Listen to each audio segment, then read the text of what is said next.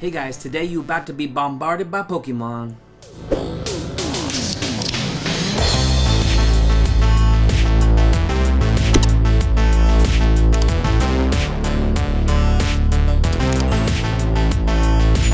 Hey guys, Haddy the creator here, creating something new to share with you. A few weeks back, actually it's probably been a month or two now, I did a video drawing Pokemon, and that was a follow-up to another video, and today is yet another follow-up to both of those. So today I'm sitting down to draw me up some Pokies, some Pokemon. So just to reiterate, what I am doing is I am in a group called the Cheese Wizards, and we are an art group on Discord, and we are attempting to draw all of the Pokemon that have been released. There's over 1,000 of these buggers. It's crazy. So today I'm going to draw a couple of them up and show you some that they have done, the other members of the group. I tell you right now, they're pretty freaking cool. These guys are mega talented. So I'm going to snap on my glove. Ugh. These gloves feel a little funny. I feel like Michael Jackson. At least half Michael Jackson. Actually, I don't feel like Michael Jackson at all.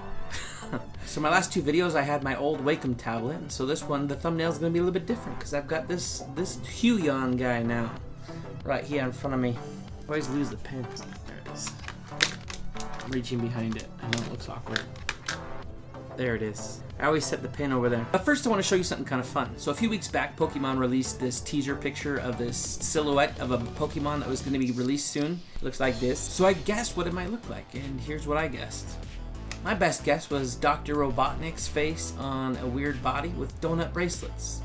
I felt pretty good about that prediction, and then they released the actual Pokemon, and this is what it is. Just a normal looking Pokemon. Just another monkey. He is pretty cool. He looks a little spooky, but he's a cool Pokemon nonetheless. But I think he would have been cooler with donut bracelets. So I'm going to start drawing now, so look over here. Right here. So the first Pokemon I'm going to draw is Slobro, because he's the pink guy. And it looks like he's kind of dancing to pump up the jam or something right now. I don't know what he's doing with his arms.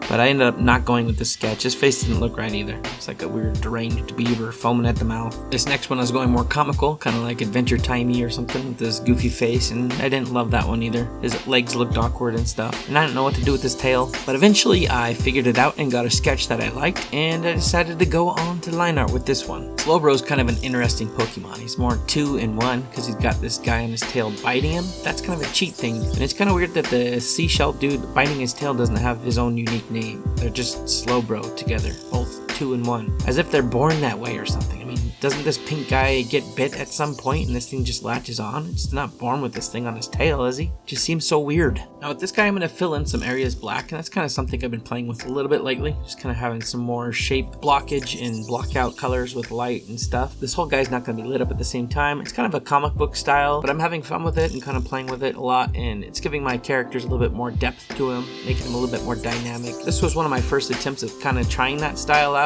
I feel like I've done a few other drawings lately that I've been a lot better at it, but it's kind of fun, and I'm just kind of experimenting with this guy. Wanted to make him doing some sort of action shots. I'm gonna have him blowing some water out. I think one of his moves is water gun. Any water guy can learn any water type move, right? I don't know. I'm not a Pokemon expert. I'm just a Pokemon drawer. I just like to draw them sometimes because they're kind of cool. And now I'm throwing down some color on this guy, and I'm just kind of doing some simple cell shading type coloring. You know, my normal go-to on these type of things. But one thing I am kind of playing with that I don't normally do is I'm throwing in some blue on the black areas, and it kind of helps highlight it a little bit, give it a little bit of definition. And I think it's kind of a cool look. It's kind of interesting. I don't know if I love it or not, but I'm gonna go with it on this guy. I think it works okay. And with that, I am all finished up with this guy. It turned out pretty cool, I think. A lot better than that first sketch. My pump up the jam, pump it up, dude, you know what I'm saying? But yeah, Slobro is done, and that's one more Pokemon down. 1,000 to go. Just kidding. We're actually halfway done now, believe it or not. But this was actually the only pink Pokemon that I did, so I'm going to show you now all of the Cheese Wizards pink Pokemon. There's a lot of them, and there are some really cool ones, so look at these guys.